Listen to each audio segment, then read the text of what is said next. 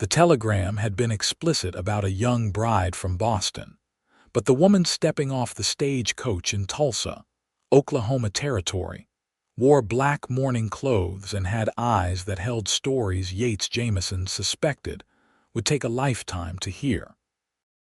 The dust swirled around her boots as she planted them firmly on the wooden planks, surveying the town with an expression that seemed equal parts resignation and determination, and he found himself pushing away from the post where he had been waiting, his prepared speech dying on his lips.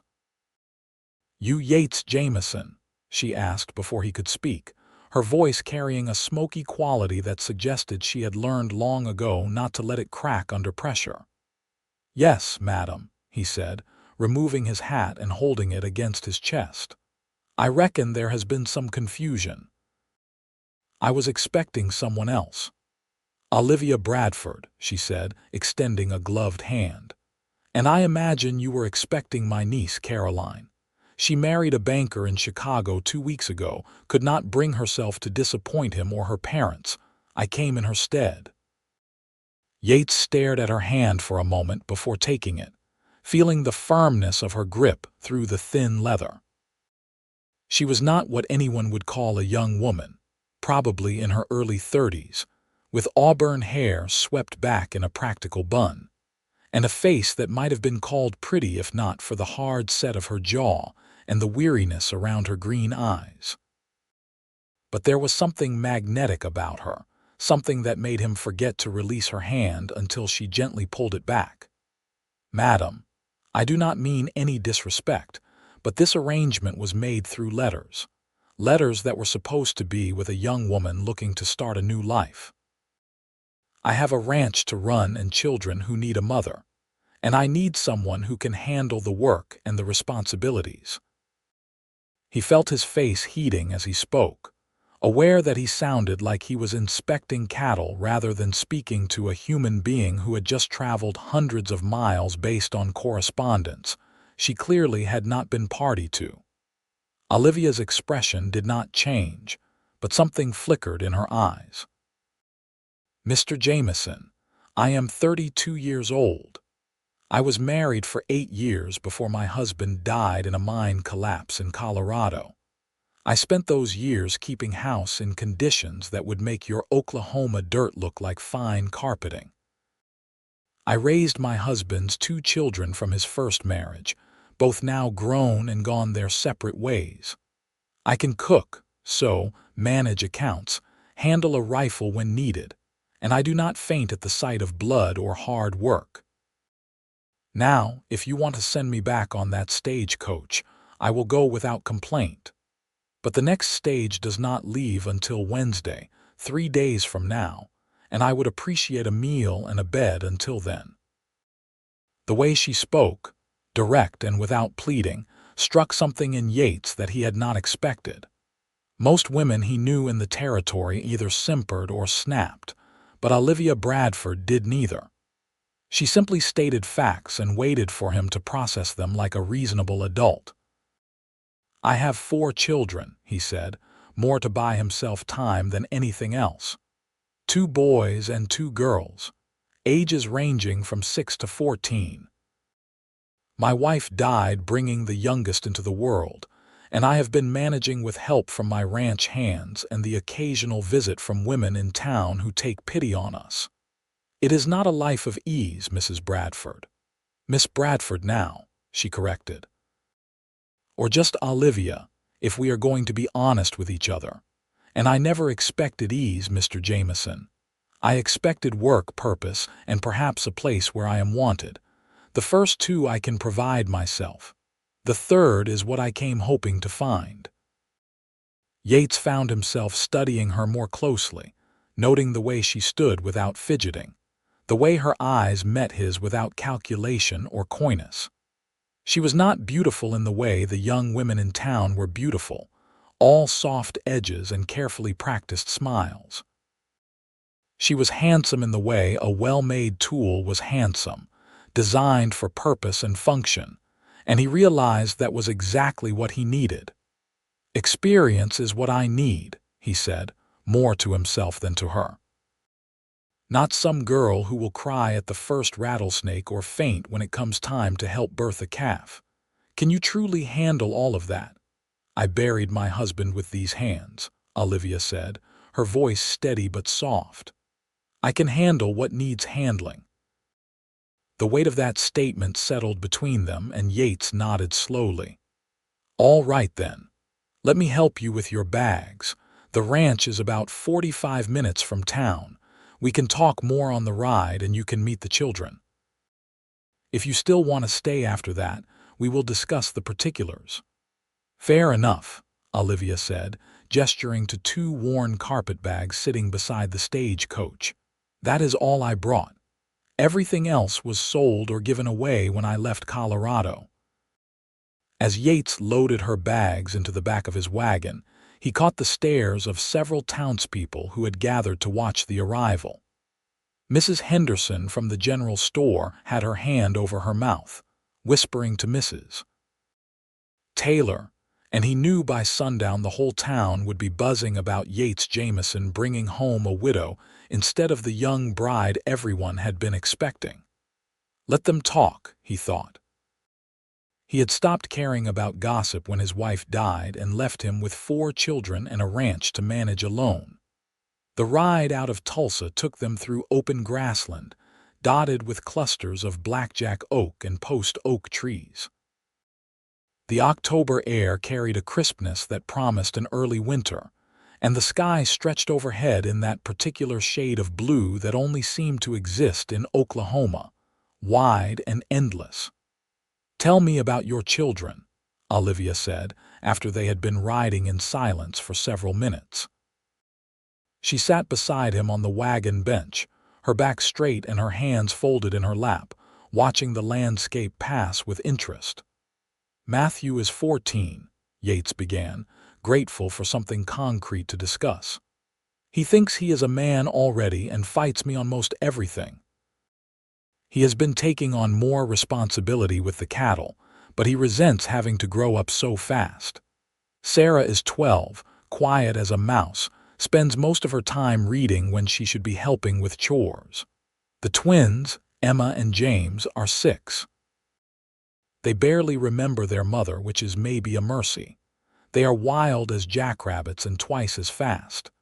And you have been managing them alone for 6 years? Olivia asked, her tone suggesting she found this impressive rather than foolish.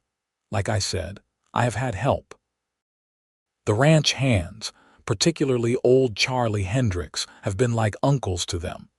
And Mrs. Henderson in town sends food sometimes, when she remembers.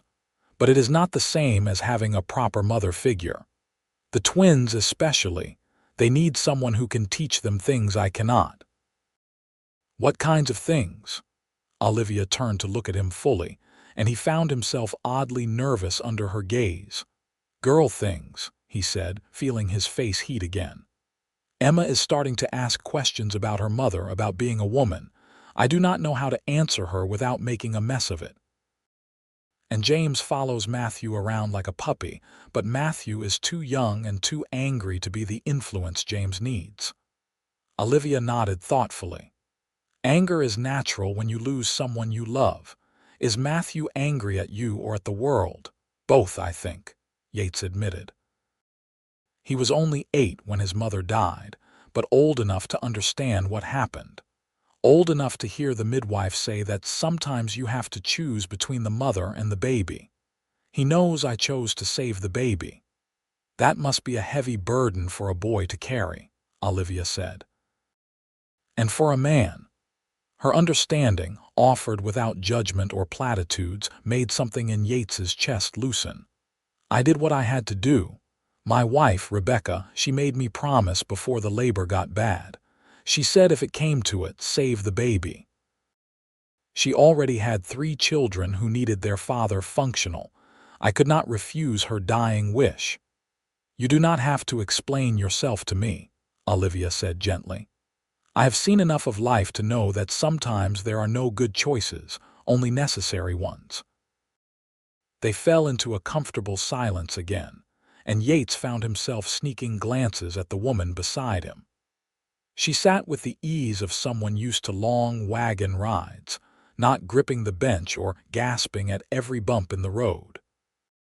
Her profile showed a straight nose, a strong chin, and lips that looked like they smiled more than they frowned, despite the mourning dress she wore.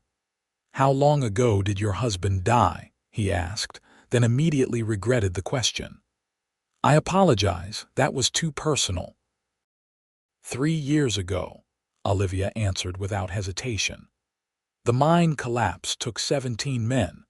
I was one of 17 widows trying to make sense of a world that had suddenly become impossible.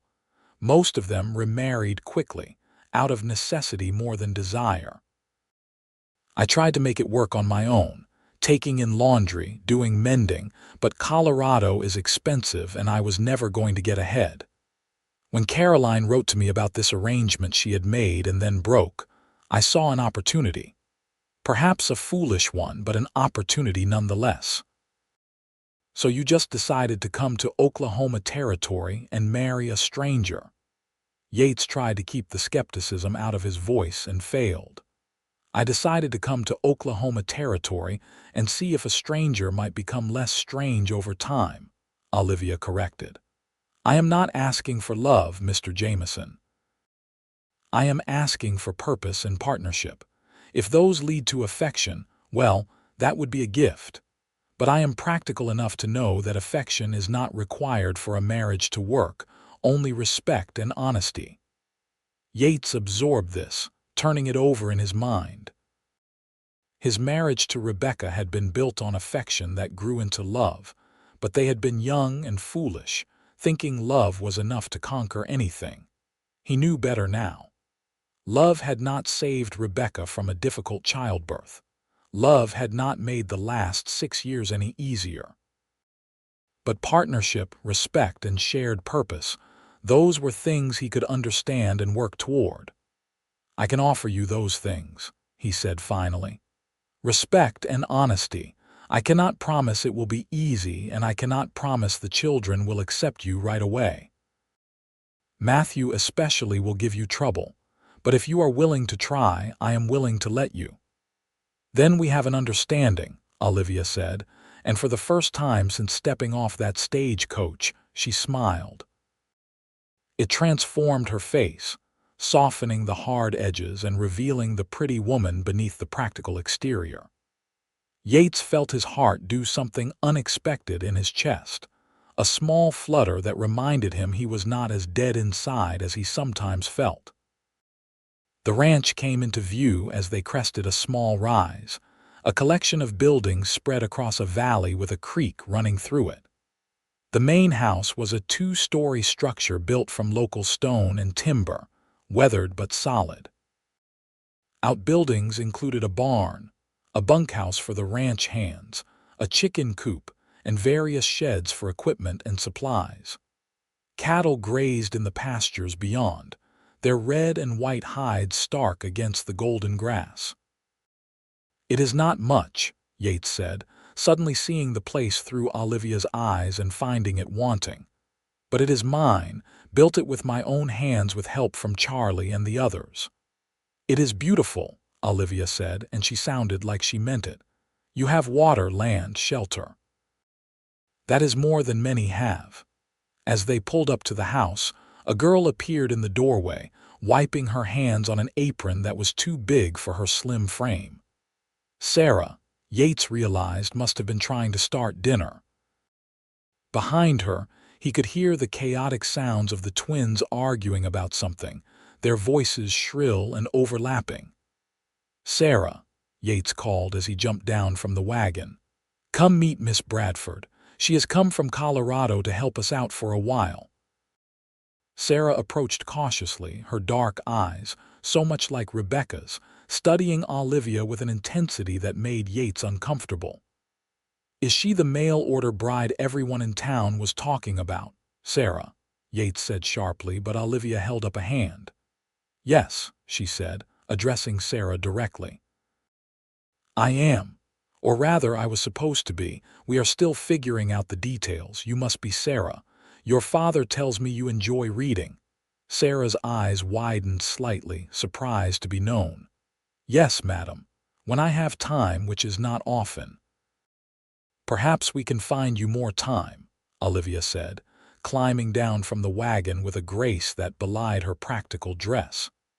"If you help me learn the routines of the house, maybe we can free up some hours for the things you enjoy." Before Sarah could respond, the twins burst out of the house in a tangle of limbs and yelling. They stopped short when they saw Olivia, their argument forgotten in the face of this stranger. "Who is that?" Emma demanded, pointing with a directness that would have made Yates scold her if he were not curious how Olivia would handle it. "That is not polite, Emma," Sarah said, but her voice lacked conviction. "I am Olivia," Olivia said, crouching down to be at eye level with the twins. "You must be Emma and James. Your father has told me about you on the ride here. He says you are both very clever and very fast." "I am faster," James said immediately, puffing out his narrow chest. "Only because you cheat," Emma retorted, shoving her brother's shoulder.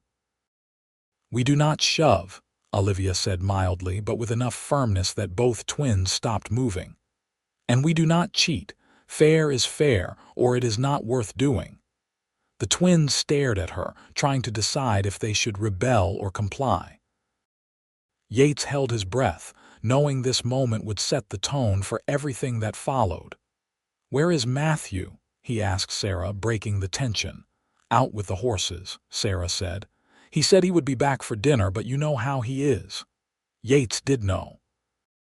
Matthew had been spending more and more time away from the house, avoiding anything that felt like family. "Go ring the bell. He will come when he hears it." As Sarah moved to the iron triangle hanging from the porch post, Yates helped Olivia carry her bags inside. The house was neat but impersonal, lacking the touches that made a place feel like a home. Rebecca's things had been packed away years ago, too painful to look at, and he had never had the inclination or skill to replace them with anything of comfort. "I apologize for the state of things," he said as they entered the main room. "We keep it clean, but it is not what you would call homey." Olivia looked around, her expression thoughtful. "It has good bones. That is what matters. The rest can be added over time." The sound of boots on the porch announced Matthew's arrival. He appeared in the doorway, tall for his age and lanky, with Yates's dark hair and Rebecca's stubborn chin. His eyes landed on Olivia and narrowed. "Who is this?" he asked, his tone more aggressive than Emma's had been. "Matthew, mind your manners," Yates said. "This is Miss Bradford. She has come to help us." "Help with what?"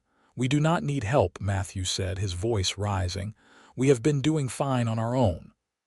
"That is enough," Yates said, his own voice hardening.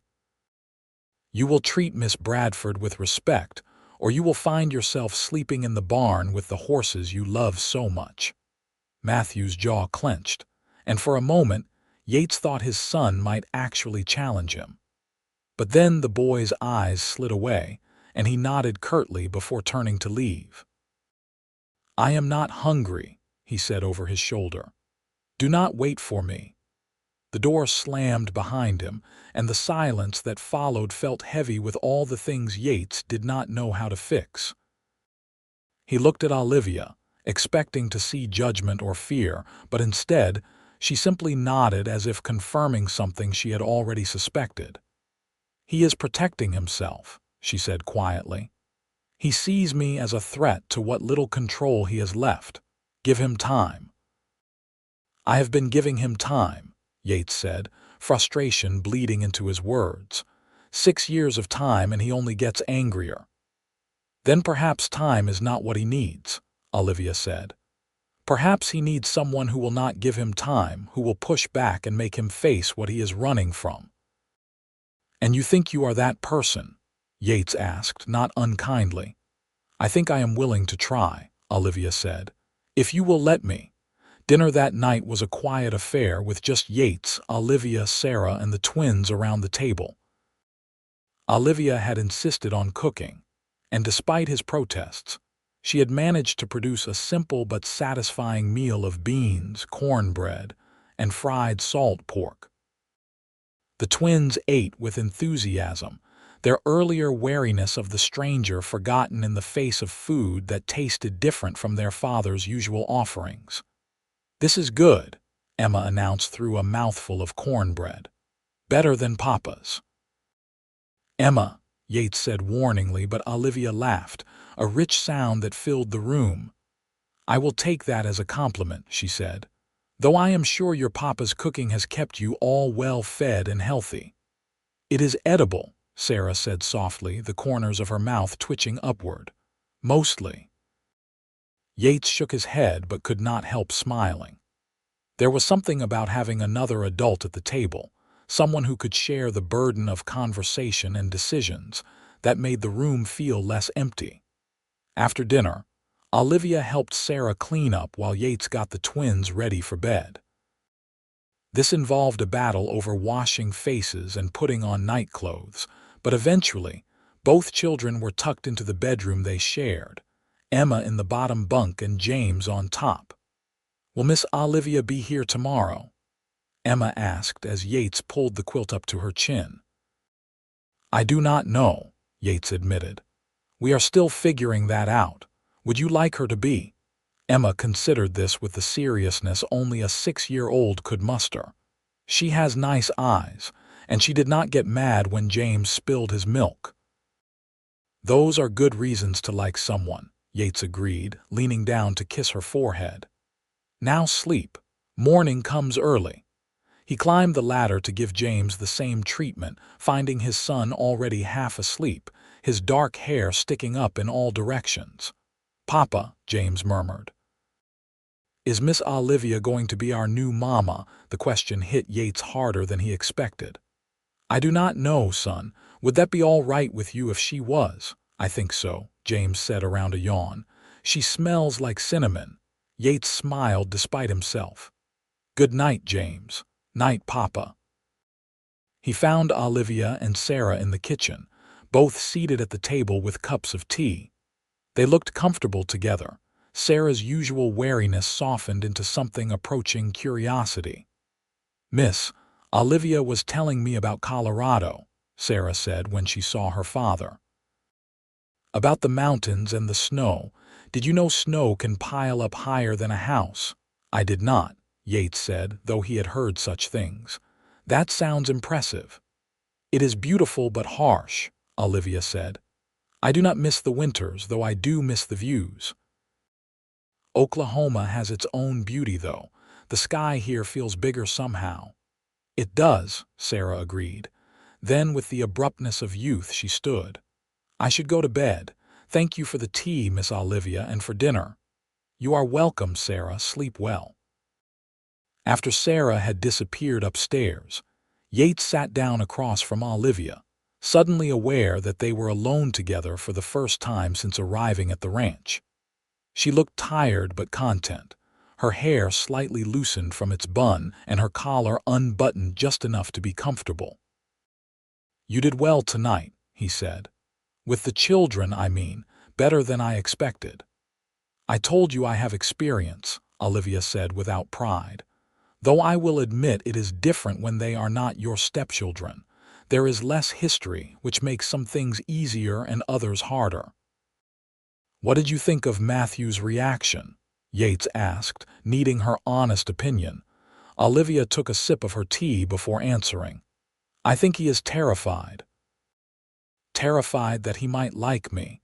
Terrified that I will leave or die like his mother did. Terrified that accepting me means betraying her memory. It is a lot for a 14-year-old to carry." "He was not always like this," Yates said, feeling the need to defend the boy he knew his son could be. "Before Rebecca died, he was happy. Laughed all the time. He loved helping me with the ranch work, always asking questions and trying to learn. People change when they lose someone they love," Olivia said gently. "The question is whether they find their way back to themselves or become someone else entirely. Matthew is at that crossroads. We just have to make sure he chooses the right path." How do we do that? Yates heard the exhaustion in his own voice, the weight of 6 years of trying and failing to reach his oldest son. We show up, Olivia said simply. Every day, even when he pushes us away. We set boundaries and enforce them. We do not let him wallow in his anger, but we also do not punish him for feeling it. We love him even when he is unlovable. The way she said, we made Yates realize that she had already decided to stay, or at least to try. You are planning to stay then? Even after meeting us and seeing what a mess we are, Olivia smiled that transforming smile again. Mr. Jamison, everyone is a mess in their own way. At least your mess is honest. I would rather deal with honest trouble than hidden dysfunction any day. Call me Yates, he said. If we are going to be partners in this, we should use first names. All right, Yates, she said, and he liked the way his name sounded in her voice. Then you should know that I am not easy to live with. I am stubborn. I have opinions about everything, and I do not back down when I think I am right. I also snore sometimes, and I am terrible at sewing, despite what I said earlier about my skills. I can do basic mending, but anything fancy is beyond me. Yates found himself laughing, surprised by her honesty. I snore every night according to Charlie. I am stubborn as a mule, and I have been known to burn water when I am distracted. I think we are even. Then we have a deal. Olivia extended her hand across the table as she had when they first met. Yates took it, feeling the same firm grip, but this time he also felt something else. A spark of connection that had nothing to do with practical arrangements and everything to do with the woman sitting across from him. We have a deal, but we should talk about the actual marriage part, when and how and what kind of ceremony you want.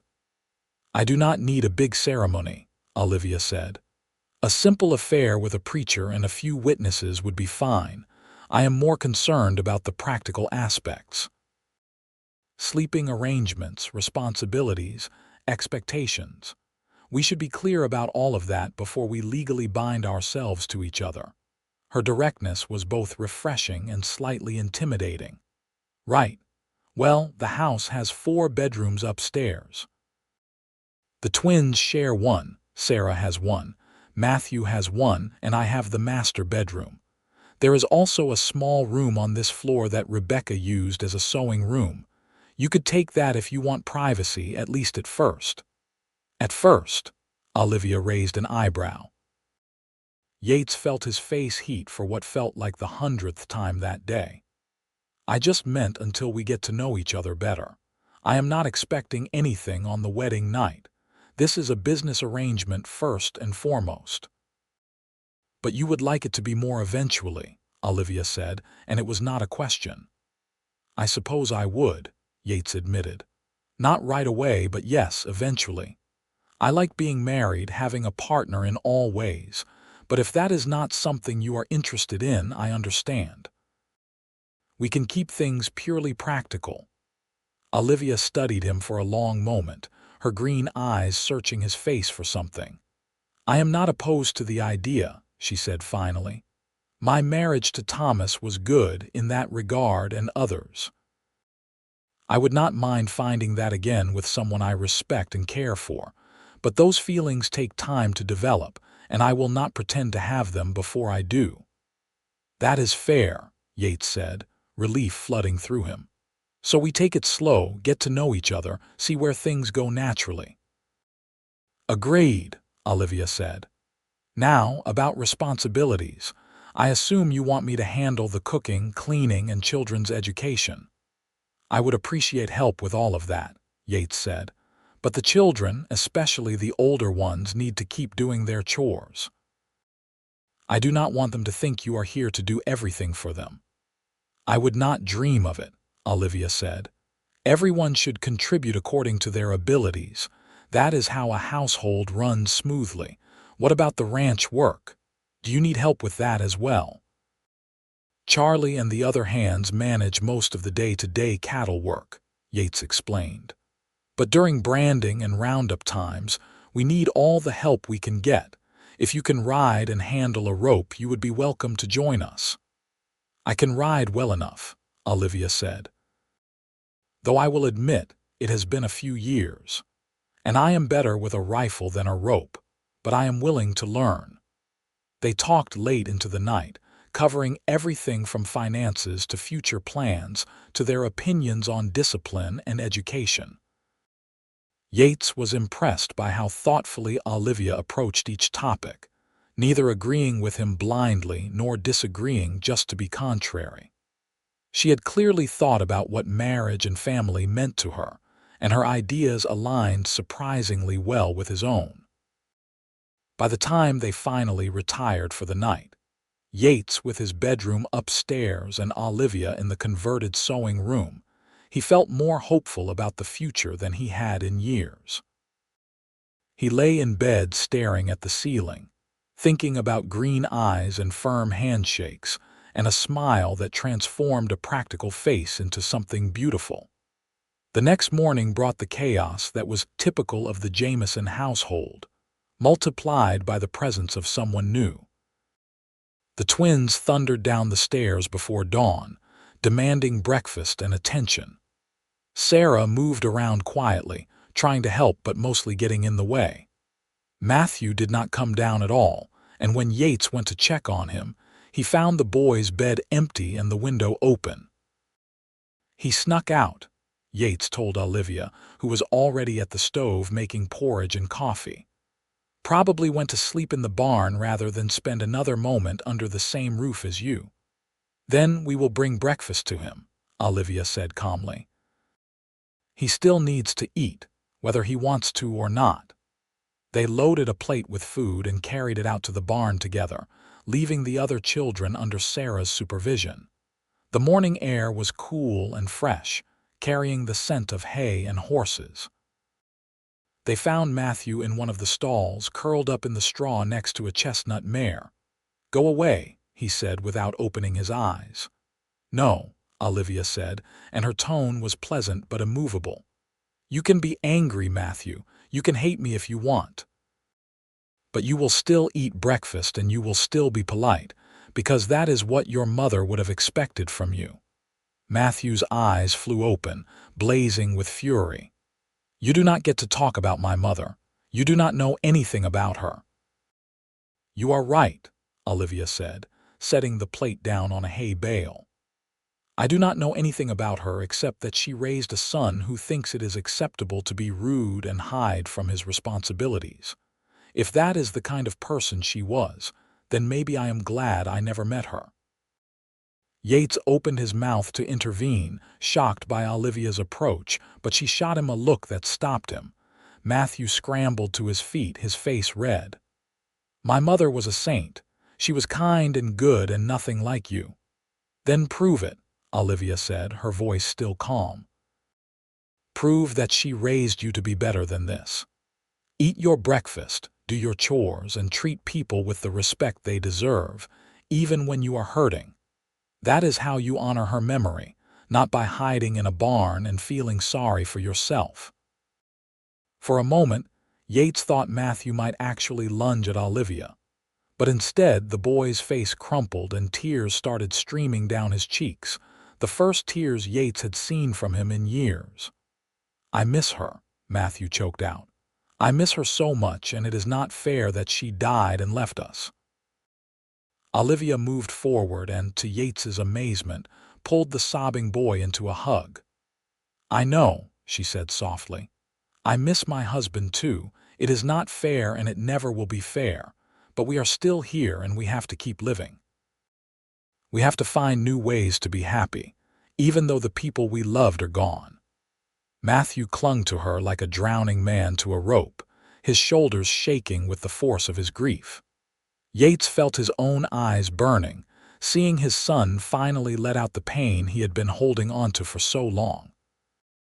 He moved to join them, wrapping his arms around both Olivia and Matthew, and for several minutes they stood there in the barn, three people trying to figure out how to be a family. When the storm finally passed, Matthew pulled back, wiping his face with his sleeve. "I am sorry," he said, looking at the ground, "for being rude and for what I said." "I forgive you," Olivia said simply. "Now eat your breakfast before it gets cold. Your father needs your help today and you need your strength." Matthew nodded and picked up the plate, eating mechanically but eating nonetheless. Yates met Olivia's eyes over his son's head and mouthed, "Thank you." She just smiled and shrugged as if breaking through 6 years of grief was nothing special.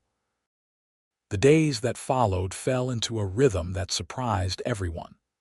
Olivia took over the cooking and cleaning with an efficiency that made Yates wonder how they had ever managed without her. She organized the house, assigning chores and creating schedules that somehow made everything run smoother. The twins responded well to her firm but fair approach, and Sarah began opening up, sharing her thoughts and dreams in a way she never had with just her father. Matthew remained wary, but the breakdown in the barn had cracked something open in him. He still avoided Olivia when he could, but when he could not, he was polite if distant. Yates saw the boy watching her sometimes, when he thought no one was looking, with an expression that suggested he was trying to figure out if it was safe to trust her. A week after her arrival, Yates took Olivia into town to speak with Reverend Patterson about a wedding. The Reverend was a kind man in his 50s who had known Yates since he first settled in the territory. He listened to their story with interest and no judgment. "So you want a simple ceremony, just the two of you and the children?" Reverend Patterson asked. "And maybe Charlie and a few of the other ranch hands," Yates added.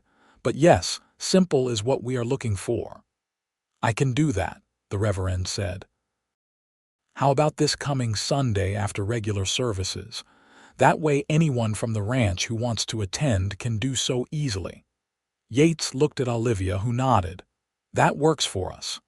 "Excellent," Reverend Patterson said.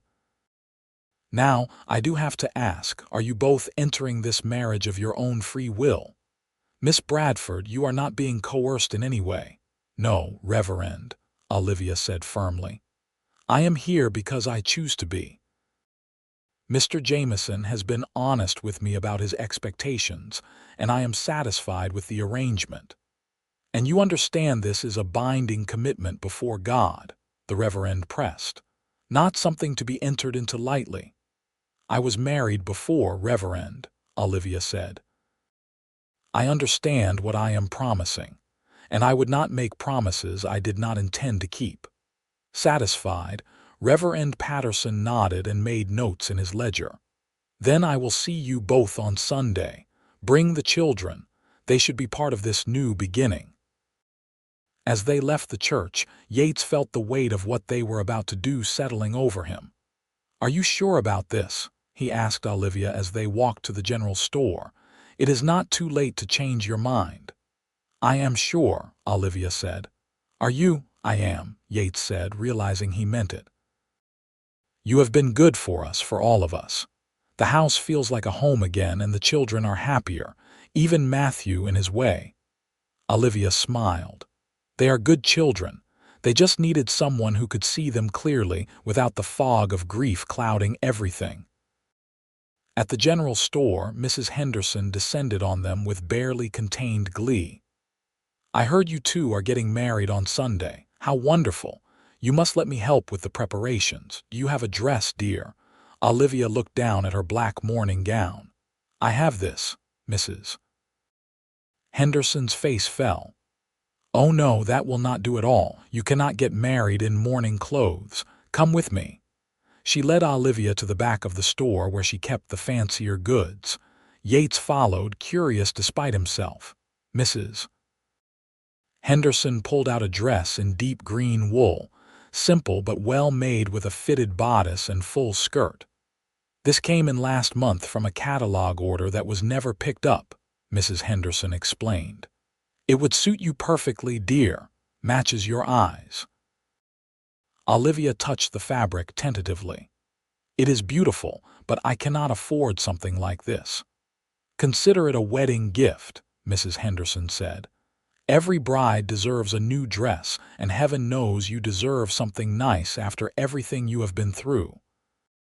"I could not possibly," Olivia protested, but Yates could see she wanted it. "Let me buy it for you," he said impulsively. "As a wedding gift from me. You came all this way and you have been so good to the children. Please let me do this." Olivia looked between him and Mrs. Henderson, then back at the dress. "All right," she said finally. "Thank you, both of you." Mrs. Henderson beamed and began wrapping the dress in brown paper. "You are going to make a lovely bride, dear, and Yates, you are lucky to have found her." "I know," Yates said, and meant it more than he expected. The days leading up to the wedding passed quickly. Olivia spent her time getting to know the ranch and the rhythms of the work. She proved herself capable with a horse, riding out with Yates to check on the herd and getting comfortable with the landscape. He found himself enjoying these rides, the quiet companionship broken by occasional conversation about nothing in particular. One evening, sitting on the porch after the children had gone to bed, Olivia asked him about Rebecca. "What was she like?" she said. "I should know something about her if I am going to be part of this family." Yates took a breath, finding it easier to talk about his late wife than it had been in years. "She was soft-spoken and gentle, patient with the children and with me. She loved music, used to sing while she worked. The house always felt warm when she was in it." "She sounds wonderful," Olivia said. "She was," Yates agreed. "But she was not perfect. She struggled with the isolation out here, missed her family back east, and she was not as strong as she looked. 3 pregnancies took a lot out of her, and the 4th just proved too much." "You still love her," Olivia observed, but she did not sound hurt by this fact. "I do," Yates admitted. "But not in the way I did when she was alive. It is different now, more like a memory of love than love itself." "Does that make sense?" "It does," Olivia said. "I feel the same way about Thomas.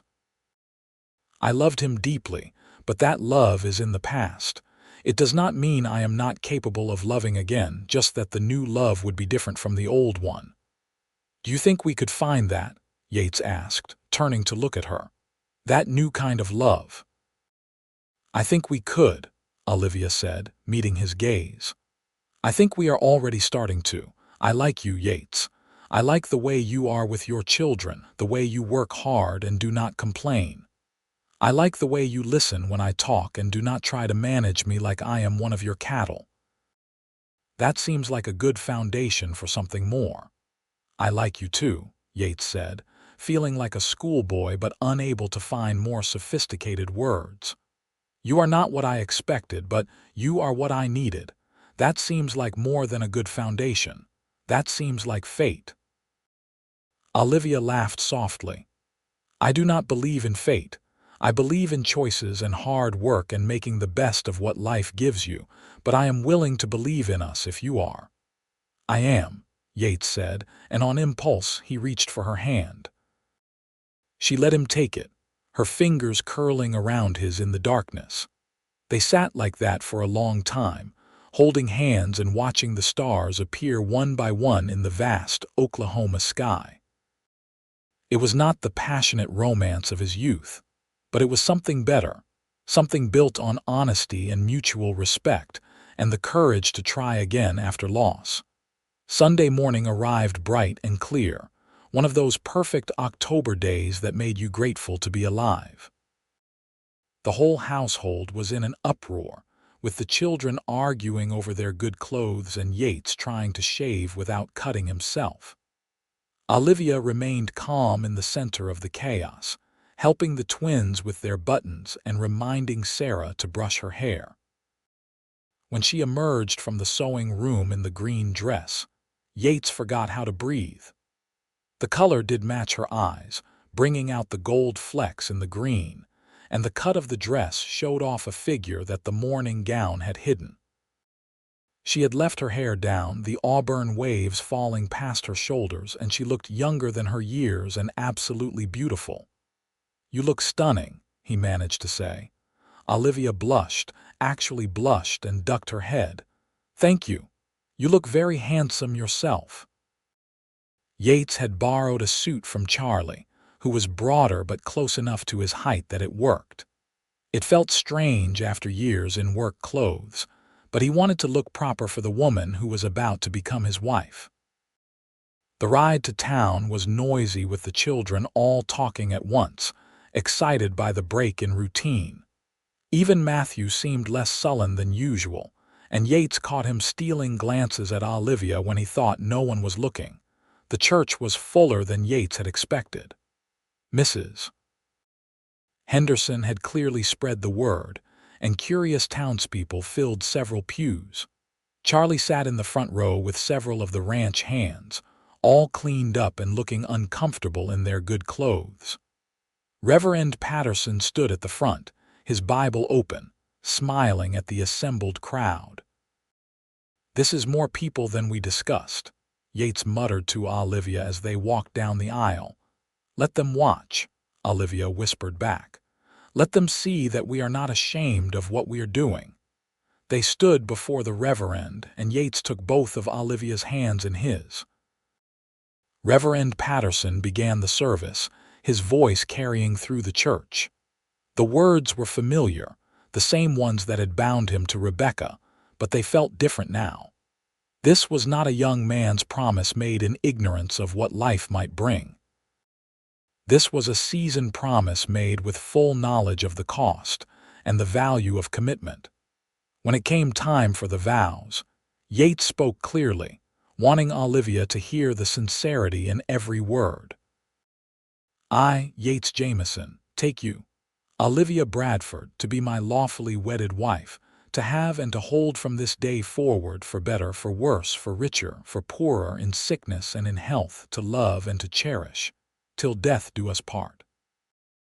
Olivia's voice was equally steady as she repeated the vows back to him. Her hands were warm in his, and her eyes never left his face. "Then, by the power vested in me by the Oklahoma Territory and Almighty God, I now pronounce you husband and wife," Reverend Patterson said. "Yates, you may kiss your bride." Yates had not thought about this part, but he leaned in carefully, giving Olivia time to pull back if she wanted. She did not. She met him halfway, and their lips touched in a kiss that was chaste but held the promise of more. When they pulled apart, she was smiling, and so was he. The congregation applauded, and the children ran forward to hug them both. Even Matthew participated, his arms going around both adults in a quick embrace before he pulled away, embarrassed. Yates felt something in his chest expand, a warmth that had nothing to do with the crowded church and everything to do with the family surrounding him. The reception was held in the church hall, with the ladies of the town providing food and Mrs. Henderson presiding over everything like a general. Yates lost track of Olivia in the crowd, catching glimpses of her talking with various townspeople and laughing at something Charlie said. She looked relaxed and happy, and he felt proud that this remarkable woman had chosen to tie her life to his. "You did good, boss," Charlie said, appearing at Yates's elbow with a cup of punch. "She is a fine woman, strong, the kind who will stand beside you through whatever comes." "I know," Yates said. "I just hope I am worthy of her." "You will be," Charlie said. "Long as you treat her right and do not take her for granted. That is all any woman really wants, to be seen and valued." It was good advice, and Yates took it to heart. As the afternoon wore on, he made sure to stay close to Olivia, introducing her to people she had not met and making sure she was included in every conversation. She rewarded him with smiles and touches on his arm, small gestures that felt momentous in their intimacy. By the time they loaded back into the wagon to return to the ranch, the sun was setting and the children were exhausted. Emma and James fell asleep almost immediately, leaning against each other in the wagon bed. Sarah dozed against Olivia's shoulder, and even Matthew's eyes were drooping. "That was a good day," Olivia said quietly, not wanting to wake the children. It was, Yates agreed. I am glad you wore the green dress. Every man there was jealous of me. Olivia laughed softly. I think you are exaggerating, but I will take the compliment. When they reached the ranch, Yates carried the twins inside while Olivia and Sarah helped Matthew, who was too proud to admit he needed assistance but too tired to fight it. They got all the children into their beds with minimal fuss, and then stood in the hallway, suddenly awkward with each other. I should let you rest, Yates said. It has been a long day. It has, Olivia agreed, but I am not particularly tired. Would you like some coffee? We could sit on the porch for a while. Relief flooded through him. I would like that very much. They sat on the porch as they had many nights before, but this time felt different. This time, they were married, bound together legally and spiritually, and the weight of that commitment hung between them in a way that was both scary and exhilarating. Are you disappointed? Olivia asked after they had been sitting in silence for a while. That we are not upstairs right now like a real married couple. Yates considered his answer carefully. I will admit the thought crossed my mind. But no, I am not disappointed. This is nice too, just sitting with you. And when we do eventually share a bed, I want it to be because we both want it, not because we think we should. That is a good answer, Olivia said. She reached over and took his hand, their fingers lacing together naturally. I am glad I came to Oklahoma. Glad I took the chance on you and your children. We are glad you did too, Yates said. All of us, even Matthew, though he would never admit it. They sat together until the stars came out, holding hands and talking about their plans for the future. It was not the wedding night Yates had imagined in his youth, but it was perfect in its own way, a beginning built on honesty and partnership, and the slow-growing seed of something that might become love. The weeks following the wedding settled into a comfortable routine. Olivia became Mrs. Jamison to everyone in town, and she wore the title with quiet pride. At the ranch, she transformed the house bit by bit, adding small touches that made it feel lived in again. Curtains appeared in the windows, made from fabric she bought in town and sewed despite her claims of being terrible at it. Fresh flowers from the last of the season's blooms appeared on the table. The smell of baking bread became a regular occurrence, filling the house with warmth. More importantly, the children thrived under her care. The twins became less wild, channeling their energy into helping with chores and learning their letters from Olivia's patient instruction. Sarah began smiling more, her quiet nature blossoming into something less fearful and more peaceful. And Matthew, slowly but surely, started to come around. It started with small things. He would ask Olivia questions about Colorado, about her life before Oklahoma. She answered honestly, not hiding the hard parts or pretending everything had been easy. He began staying for meals instead of taking his food elsewhere. He even helped her repair the chicken coop one afternoon when one of the boards came loose, working alongside her without complaint. He is healing, Olivia told Yates one night as they did the dishes together. It is slow, but it is happening. Because of you, Yates said. You gave him permission to grieve and then permission to move forward. I could not figure out how to do both. You were too close to it, Olivia said. Sometimes it takes an outsider to see what is really needed. As October turned into November, the weather grew colder, and the work on the ranch shifted to preparing for winter. Yates spent long days making sure the cattle had access to water and hay, repairing fences and buildings and stockpiling firewood. Olivia worked alongside him when she could, her presence making the work feel less tedious. One afternoon, they were working together to move a small herd to a different pasture when Olivia's horse shied at a rattlesnake. The mare reared, and Olivia lost her seat, hitting the ground hard. Yates was off his own horse in seconds, his heart in his throat. "Are you hurt?"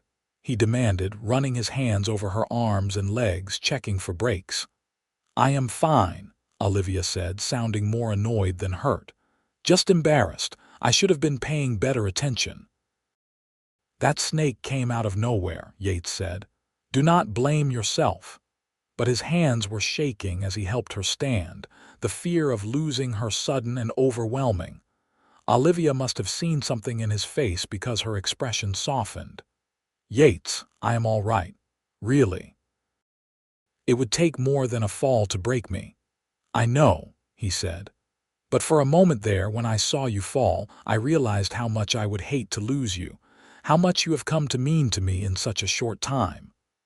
Olivia stepped closer, her hand coming up to rest against his chest. "I am not going anywhere. I am tougher than I look, and I have too much invested in this family to give up easily." Yates could not help himself.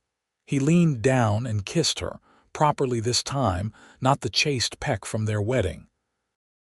She kissed him back with enthusiasm, her arms going around his neck, and for several glorious moments nothing existed but the two of them and the connection sparking between them. When they finally pulled apart, both breathing hard, Olivia laughed. "Well, that was unexpected, but not unwelcome." Yates asked, suddenly worried he had overstepped. "Not unwelcome at all," Olivia assured him. "In fact, I would not mind if it happened again sometime." "I will keep that in mind," Yates said, grinning like a fool. That kiss marked a shift in their relationship. They were still careful around the children, not wanting to confuse them or move too fast, but in private moments, they allowed themselves to be more affectionate. Stolen kisses in the barn, holding hands under the dinner table, long conversations on the porch that ended with embraces that left them both flushed and wanting more. "I think we should talk about sleeping arrangements," Olivia said one evening in late November. They were alone in the house, the children having been taken by Charlie to town for supplies and a treat. "I have been thinking that maybe it is time we shared a room, if you are amenable." Yates's heart rate picked up. "I am very amenable, but I want to make sure you are ready." "I do not want you to feel pressured." "I do not feel pressured," Olivia said. "I feel like a wife who wants to be with her husband. We have been married for over a month now, and I think we have built enough of a foundation to take this next step." "Then yes," Yates said. "Absolutely yes, tonight." Olivia laughed at his eagerness. "Tonight. But maybe we should move my things before the children get back so there are no awkward questions." They spent the next hour moving Olivia's belongings from the sewing room to the master bedroom, a process that felt both mundane and momentous. Yates found himself nervous in a way he had not been since his wedding night with Rebecca, worried about whether he would remember how to be a good lover, whether Olivia would find him lacking. But when the children returned and were eventually put to bed, and Yates finally climbed the stairs to find Olivia waiting for him in a simple white nightgown, all his nervousness melted away. She looked beautiful and real and his, and when he took her in his arms, everything felt right. Their lovemaking was tender and exploratory, two people learning each other's bodies and preferences with patience and humor. Afterward, lying tangled together in the bed that had once seemed so empty, Yates felt more content than he had in years. "That was worth waiting for," Olivia murmured against his chest. "It really was," Yates agreed, pressing a kiss to the top of her head. "Thank you for taking a chance on me on us. I know this was not what you expected when you came to Oklahoma." "It is better than what I expected," Olivia said. "I thought I was coming to a business arrangement. I found a home and a family instead. That is more than I ever hoped for." "I love you," Yates said, the words surprising him with their truth. "I know it is soon, but I do. I love the way you handle the children, the way you face challenges, the way you make me want to be better. I love you." Olivia lifted her head to look at him, her eyes shining in the dim light. "I love you too. I think I have for a while now, but I was afraid to say it. Afraid it was too fast or that you were not ready to hear it." "I am ready," Yates said. "And it is not too fast. It is exactly the right time." They kissed again, slowly and sweetly, sealing the words with action. And as they drifted off to sleep, wrapped around each other, Yates sent a silent thank you to whatever force had sent Olivia Bradford to his door instead of the young bride he had expected. Experience had indeed been what he needed, but more than that, he had needed her specifically, this strong, stubborn, wonderful woman who had taken his broken family and helped make it whole again. Winter settled over the Oklahoma Territory with surprising gentleness that year. The snows were light, and the temperatures, while cold, were not brutally so. The ranch work slowed to the maintenance of animals and equipment, giving Yates more time to spend with his family. Christmas approached, and Olivia threw herself into preparing for it with an enthusiasm that was infectious. She taught the children to make paper chains and popcorn strings for decoration. She baked cookies and pies, filling the house with scents that made everyone's mouth water. She even convinced Yates to cut down a small pine tree, which they set up in the corner of the main room and decorated with the children's creations. "My mother used to do this," Sarah said quietly, watching Olivia direct the twins on where to place their ornaments. "I had forgotten how nice it was." "Your mother sounds like she was very special," Olivia said, putting her arm around Sarah's shoulders. "I am glad you are remembering the good times with her. That is important." "You think she would have liked you?" Sarah asked, the question clearly one she had been holding on to for a while. Olivia considered this seriously. "I think if she loved you all as much as you remember, she would have wanted you to be happy and cared for. If I am helping provide that, then yes, I think she would have been glad I am here." Sarah nodded and leaned into Olivia's embrace. "I am glad you are here too." Matthew, who had been stringing popcorn nearby, did not say anything, but Yates saw him glance at Olivia and Sarah with an expression that looked almost like relief. On Christmas morning, the house erupted with excitement as the children discovered the gifts Yates and Olivia had prepared. Small things mostly, practical items like new boots and warm socks, but also a few special treats. A book of poetry for Sarah, a new rope for Matthew to practice with, matching carved horses for the twins. "These are beautiful," Emma breathed, clutching her horse to her chest. "Where did they come from?" "Charlie made them," Yates admitted. "He is quite good with a whittling knife."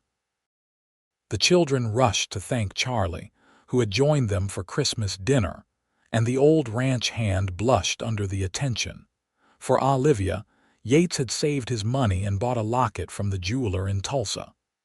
It was silver and delicate, with space inside for 2 small photographs. He had already placed a picture of her and one of all the children inside, a family portrait they had arranged to have taken in November. "Yates, this is too much," Olivia said, tears forming in her eyes as she opened it. "It is not enough," he countered, "but it is a start. I want you to know you are part of this family now, truly part of it." Olivia threw her arms around him and kissed him soundly, not caring that they had an audience. The children groaned but smiled, and Charlie chuckled into his coffee. Olivia's gift to Yates was more practical but no less meaningful. She had spent weeks secretly working on a new quilt for their bed, piecing together fabric from old clothes and scraps into a beautiful pattern. Each square represented something from their combined pasts and their present together. "This is incredible," Yates said, running his hand over the careful stitches. "You said you were bad at sewing." "I said I was bad at fancy sewing," Olivia corrected with a smile. "Quilting is different. It is about patience and purpose, not delicate stitches." That night, Lying under the new quilt with Olivia in his arms, Yates reflected on how much his life had changed in just a few months. He had gone from a lonely widower struggling to keep his family together to a married man with a true partner by his side. His children were healing, his ranch was running smoothly, and he was deeply, thoroughly in love. "What are you thinking about?" Olivia asked sleepily. "How lucky I am," Yates said honestly. "How a few months ago I thought I was ordering a mail-order bride out of desperation, and instead I got you, who is so much more than I deserved." "You deserve happiness, Yates," Olivia said firmly. "You and the children both, and I am going to make sure you have it." "You already have," he said, kissing her forehead. "More than you know." As winter progressed into the new year of 1886, life on the ranch continued its steady rhythm. Olivia's influence was evident everywhere, from the organized pantry to the improved behavior of the twins to the smile that now regularly graced Sarah's face. Even Matthew, who still had his difficult moments, was clearly more at peace than he had been in years. One evening in late January, Olivia called a family meeting after dinner. The children gathered around the table, curious and slightly worried about what this meant. "I want to talk to you all about names," Olivia began, looking at each child in turn. "I am legally your stepmother now, and I love being part of this family. But I also know that I am not your mother. Rebecca was and always will be your mother, so I want to know what you would like to call me. Olivia, mother, something else entirely. The choice is yours, and I will not be offended by whatever you decide." The children looked at each other, clearly not having expected this conversation. "Can I call you Ma?" Emma asked. "I do not really remember our mother, and you feel like a ma to me." "Of course you can," Olivia said, her voice thick with emotion. "I want to keep calling you Olivia," Sarah said quietly. "Not because I do not care about you, but because Mother feels like it belongs to someone else. Is that okay?" "That is perfectly okay," Olivia assured her. "Whatever makes you comfortable." James, taking his cue from his twin, agreed to call Olivia Ma. Matthew was silent, staring at the table. "Matthew," Yates prompted gently, "what about you?" "I do not know," Matthew said finally. "Can I just keep calling you Miss Olivia for now?" "Until I figure it out." "Absolutely," Olivia said. "There is no rush. You take all the time you need." The conversation seemed to lift a weight that none of them had realized was there. Having permission to define their own relationships with Olivia made everyone relax, and the rest of the evening was spent in comfortable companionship. Later that night, as Yates and Olivia prepared for bed, she said, "That went better than I expected. I was worried they would feel pressured." "You handled it perfectly," Yates said, giving them the choice, acknowledging Rebecca all of it. "You have such a good heart, Olivia Jamison." "Olivia Jamison," she repeated, smiling. "I still get a little thrill when I hear that name.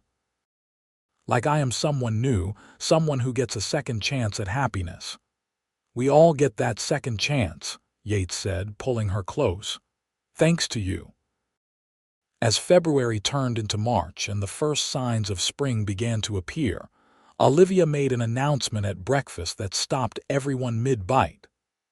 "I think I might be pregnant," she said, trying to sound casual but unable to hide the excitement and nervousness in her voice.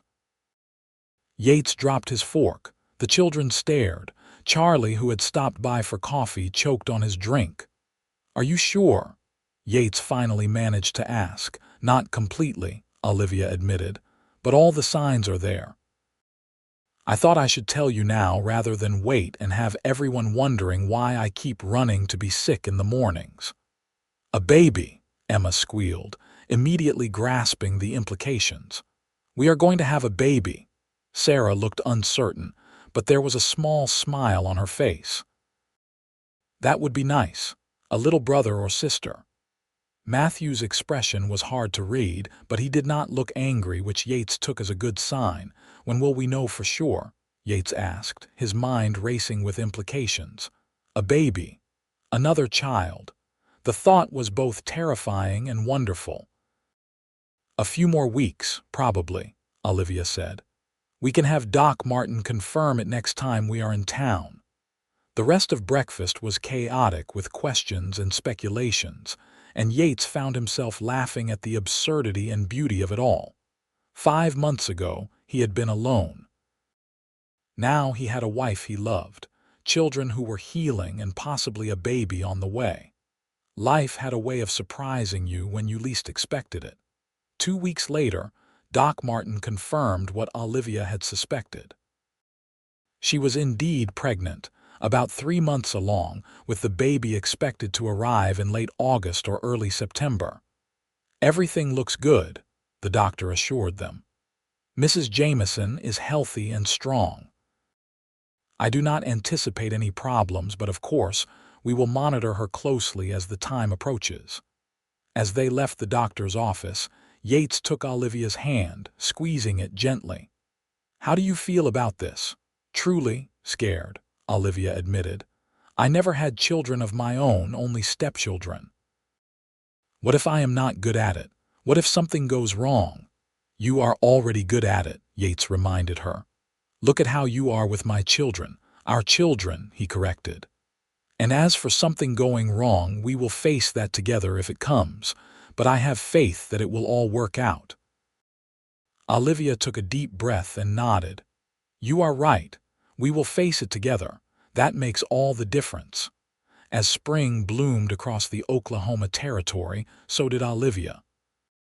Her pregnancy progressed smoothly, and while she had occasional bouts of sickness and tiredness, she remained active and engaged with the family and the ranch. The children, after the initial excitement, settled into anticipation, each processing the coming change in their own way.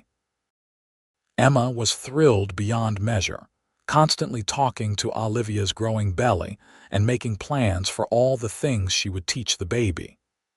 James was equally excited, though his enthusiasm manifested in wanting to build things for the baby's room. Sarah approached it more quietly, asking Olivia questions about pregnancy and childbirth with a seriousness that suggested she was trying to understand the process that had taken her mother. Olivia answered honestly, not hiding the risks but also not dwelling on them. Matthew remained the most reserved, but Yates caught him several times looking at Olivia with an expression that might have been worry. One evening, Yates found his oldest son in the barn, brushing down the horses with more vigor than necessary. "Want to talk about it?" Yates asked, leaning against the stall door. "Talk about what?" Matthew said, not looking up. "About the baby, about whatever is bothering you." Matthew's hand stilled on the brush. "What if she dies?" he asked, his voice barely above a whisper. "Like Ma did, what if we lose her too?" Yates felt his heart break a little. He entered the stall and put his hand on Matthew's shoulder. "That is not going to happen." "You do not know that," Matthew said fiercely. "You did not know it would happen to Ma either." "You are right," Yates admitted. "I do not know for certain. But Olivia is strong and healthy, and Doc Martin says everything is going well. And even if the worst happened, which it will not, we would get through it together. We are stronger than we used to be." "Because of her," Matthew said, finally meeting his father's eyes. "We are stronger because of her, and if we lost her, I do not think I could handle it." Yates pulled his son into a hug, something Matthew usually resisted but this time allowed. "Then it is a good thing we are not going to lose her. Have faith, son. Sometimes things work out the way they are supposed to." Matthew nodded against his father's shoulder, and when he pulled back, there were tears on his cheeks but also something like resolution in his eyes. That night, Matthew did something he had not done since Olivia arrived. He knocked on the master bedroom door after Yates and Olivia had retired for the night. "Come in," Olivia called, and Matthew entered, looking young and uncertain. "I just wanted to say," he began, then stopped, struggling with the words. "I wanted to say thank you for everything you have done for us. And I am sorry I was so difficult at first. I was scared of losing someone else I cared about, so I tried not to care. But that did not work." Olivia sat up in bed, her expression soft. "Come here, Matthew." He approached hesitantly, and she took his hand. "You have nothing to apologize for.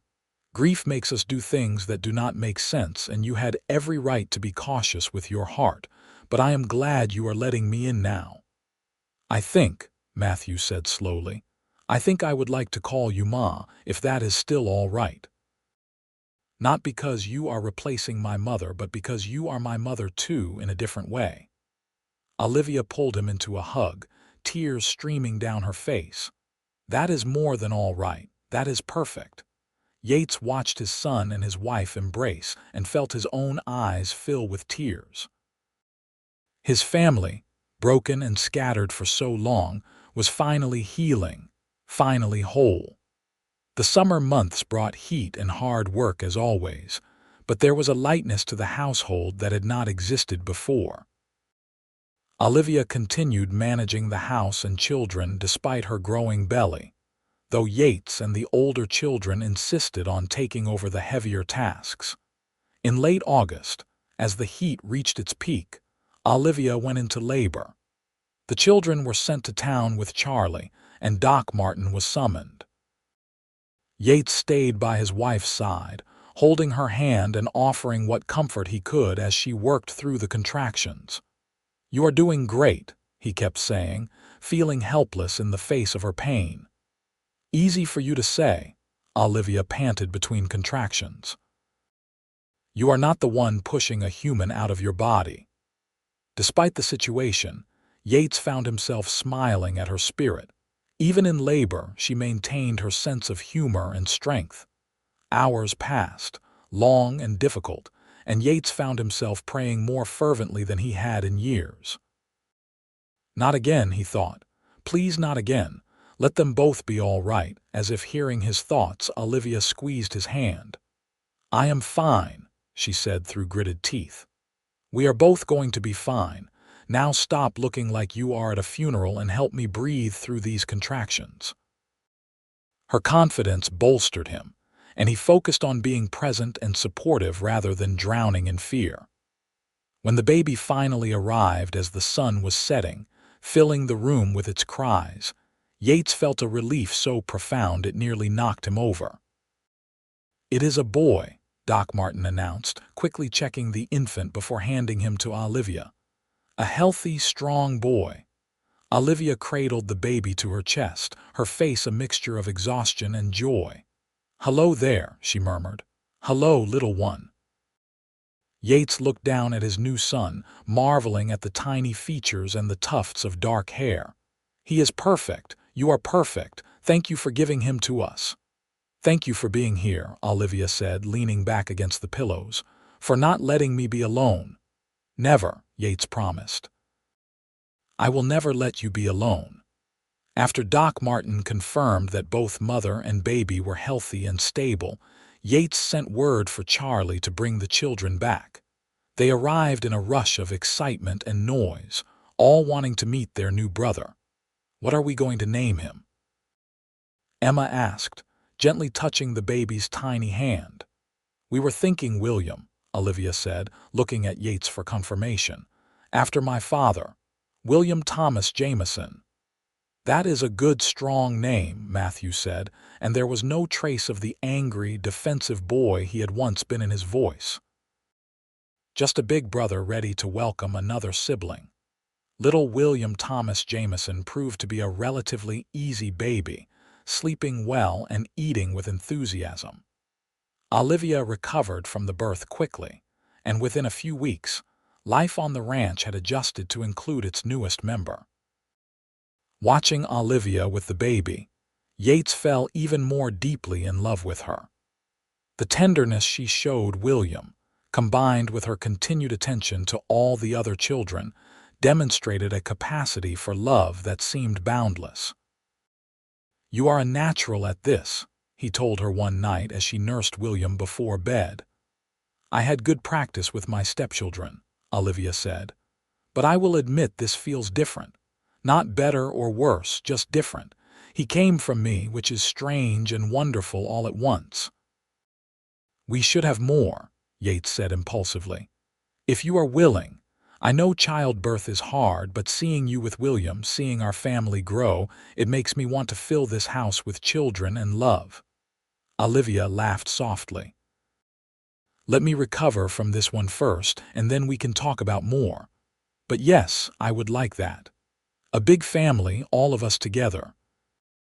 As William's first months passed, and autumn arrived again, marking a full year since Olivia had first stepped off that stagecoach, Yates reflected on how much had changed.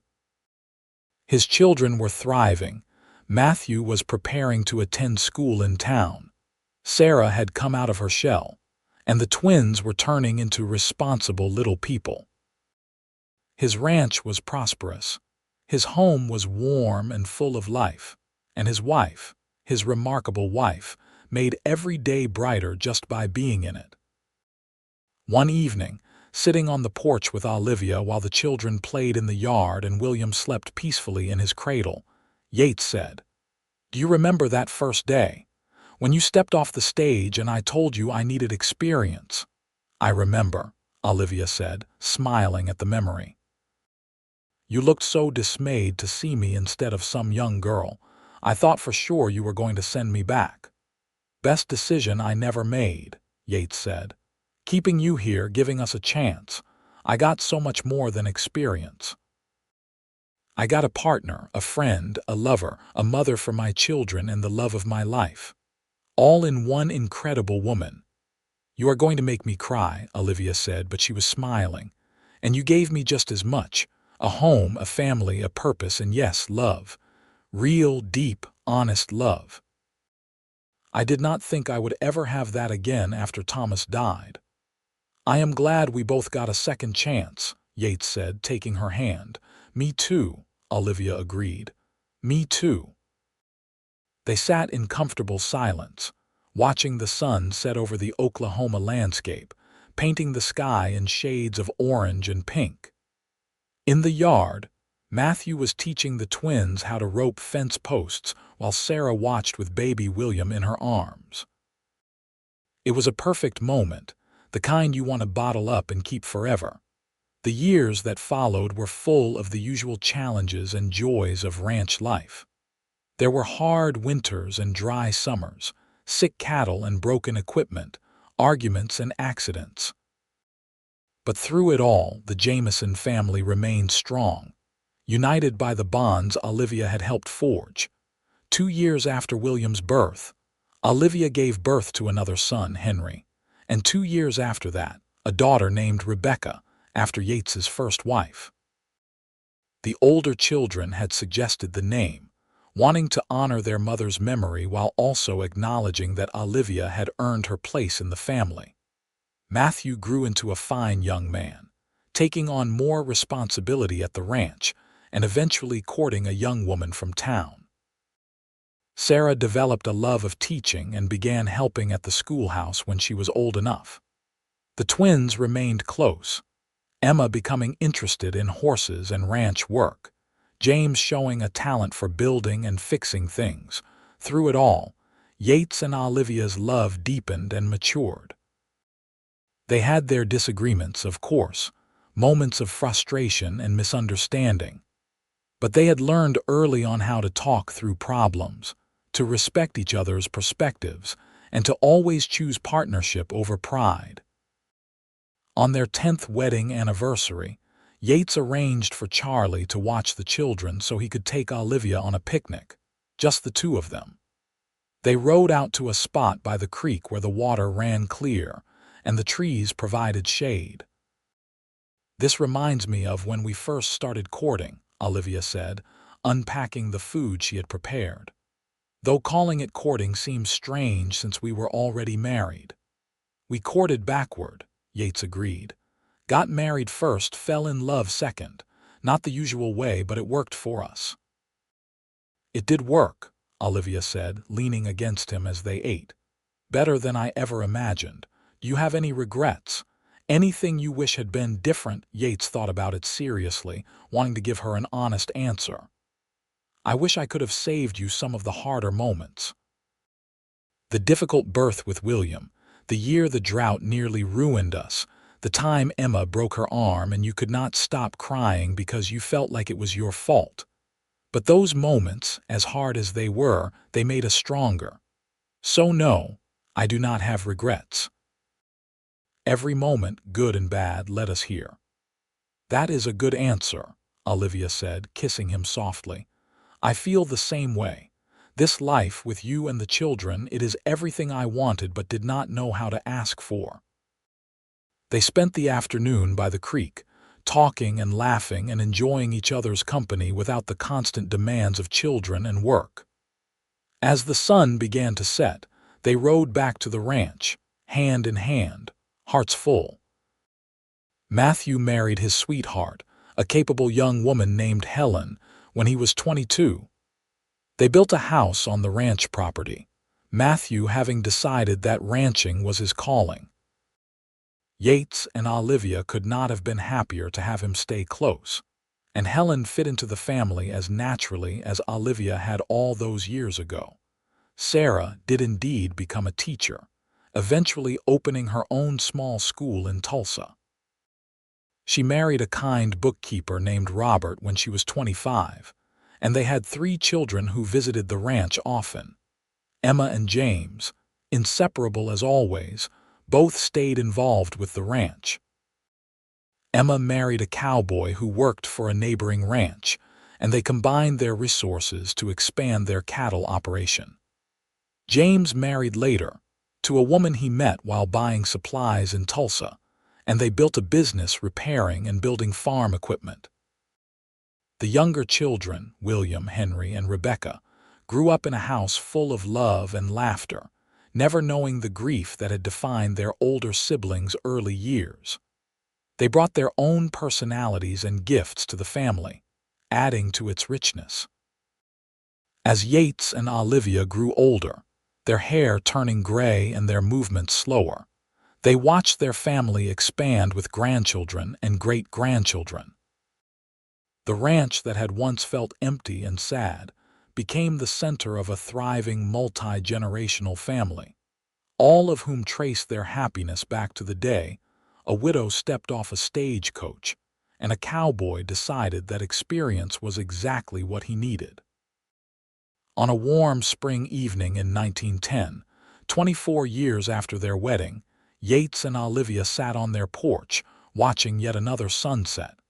They were in their 60s now, both still active but feeling their age more than they liked to admit. "You ever think about that first day?" Olivia asked, a question she had posed many times over the years. "All the time," Yates said, as he always did. "I think about how close I came to sending you back to Colorado, how different my life, all our lives, would have been if I had been stubborn and stupid. But you were not," Olivia said. "You took a chance on something different than what you expected. That took courage." "You took the bigger chance," Yates countered. "Coming here to marry a stranger, staying even when it was hard, loving children who were not yours by birth. You are the brave one." "We were both brave," Olivia said, settling the argument as she always did. "And we were both lucky." They sat in comfortable silence, holding hands as they had done thousands of times before. Around them, the ranch bustled with life. Matthew and Helen's children played in the yard. William and his wife were visiting for dinner. The sounds of family, of love, of home filled the air. "I love you," Yates said, words he had spoken every day since the first time he said them. "I love you too," Olivia responded, words she meant as deeply now as she ever had. As the sun dipped below the horizon, painting the Oklahoma sky in brilliant colors, Yates Jamison and Olivia Jamison, born Bradford, sat together in perfect contentment. They had built a life together, brick by brick, day by day, through hard work and honesty and love. They had taken broken pieces and made something beautiful, something lasting. The widow who arrived instead of a young bride had brought experience, yes, but also wisdom, strength, and a heart big enough to love not just Yates but all his children and the children that came after. The cowboy who needed experience had learned that what he really needed was partnership, patience, and the courage to love again. Together, they had created something neither could have built alone. A family, a home, and a love story that would be told for generations. And as the stars began to appear in the darkening sky, both of them knew that no matter how many days they had left, every single one had been worth it. Their story was not one of perfect people or perfect circumstances.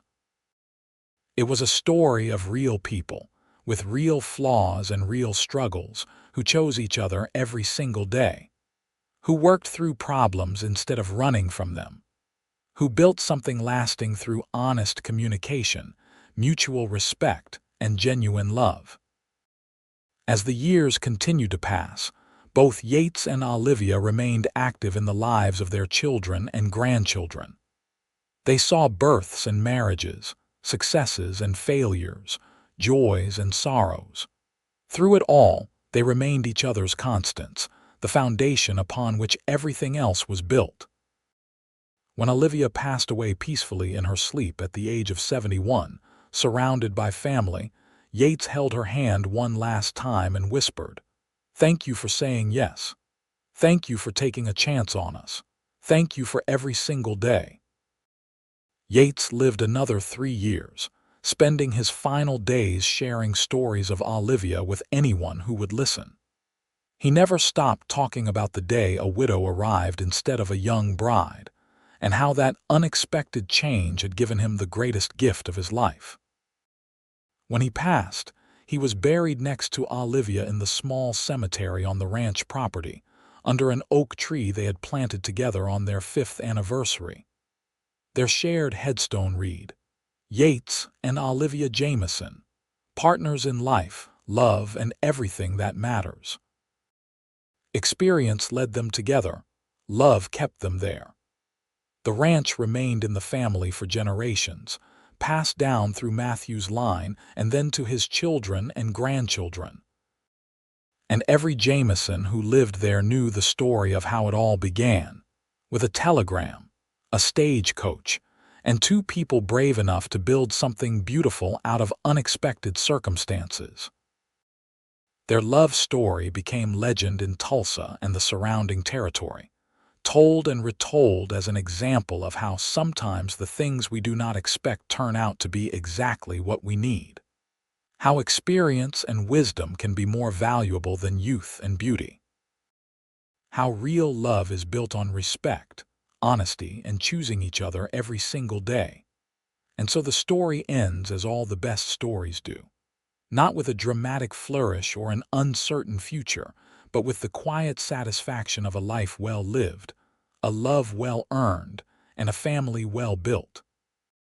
Yates and Olivia's legacy lived on not just in their descendants, but in the example they set of what marriage and family could be when built on the right foundation. Experience had indeed been what Yates needed that day when Olivia stepped off the stagecoach. But what he got was so much more than experience. He got a partner, a best friend, a lover, and a woman who showed him that second chances are real, and that love can grow even in the hardest soil if you are willing to nurture it. And for Olivia, who had come to Oklahoma expecting nothing more than a roof over her head and a purpose to fill her days, she found a home in every sense of the word. Not just a physical place, but a family that chose her back, a man who valued her for exactly who she was, and a love that proved you are never too old, too experienced, or too scarred by life to start again. Their story was complete, their circle closed, their love immortalized in the family they built and the land they tended. The widow and the cowboy, united by chance and choice, had created something that would outlast them both. A legacy of love that proved that sometimes the best things in life are the ones we never saw coming.